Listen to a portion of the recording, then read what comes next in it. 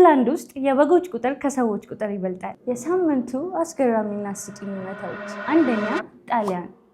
በጣሊያን በአንዳንድ ከተሞች ውስጥ መሞት ወንጀል ነው። ለመሞት የግድ መቀበሪያ ስፍራችሁን ቀደም ብላችሁ ማዘጋጀት ይኖርባችኋል።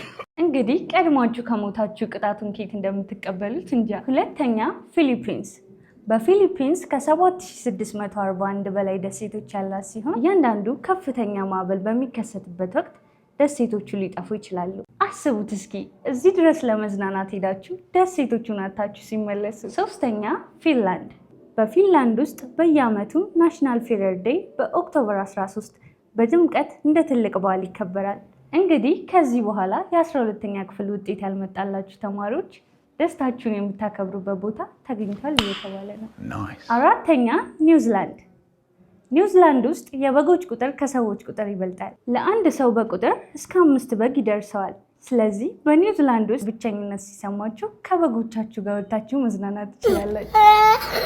ከነዚህ ውስጥ የትኛው እንደተመቻችሁ ኮመንት ላይ ይጻፉልን። በየትኛውም ቦታ እንዲሁም በየትኛውም ሀገር ሆነው የዓለም አቀፍ እንዲሁም የሀገር ውስጥ በረራ ትኬቶችን ለማግኘት በዌብሳይታችን www.workdan.com በመግባት የተለያዩ ሀገራት ትኬት እንዲሁም ሆቴል ቡኪንግ ማድረግ ይችላሉ። ወርክዳን ቱር ኤንድ ትራቭል